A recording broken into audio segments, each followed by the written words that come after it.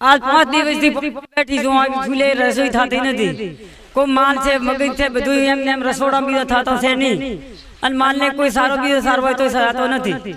પરિસ્થિતિ સાહેબ રવિવારથી બહુ વરસાદ પડ્યો ત્યારની ખરાબ છે ત્યારના અમે અહીં બેઠા હતા મારા માતૃશ્રી લગભગ 90 વર્ષની ઉંમર થઈ વિદેશ ત્રણ કરી મૂક્યા હતા પેશન્ટ બીજે થોડાક ટેકરા બીજાને મૂક્યા હતા પરિસ્થિતિ બે હાલ છે સર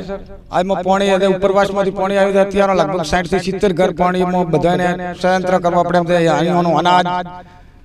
ધાન બધું બગડે છે અત્યારે બે હાલ છે પાણી ઉપરવાસમાં 70 ઘરોમાં હાલ પીવાનું ચોખ્ખું પાણી નથી મળતું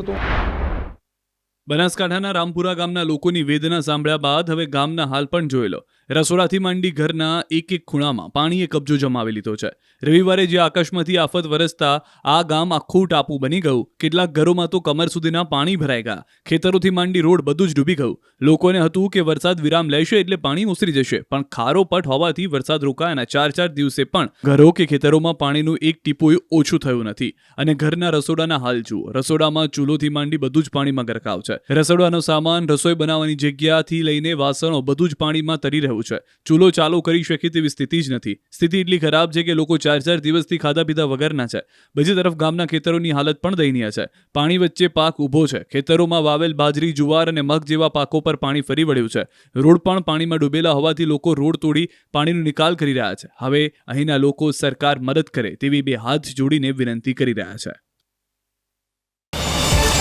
QR કોડ સ્કેન કરો અને ડાઉનલોડ કરો ન્યૂઝ 18 એપ મેળવો ગુજરાત અને દેશ દુનિયાની પળે પળની અપડેટ્સ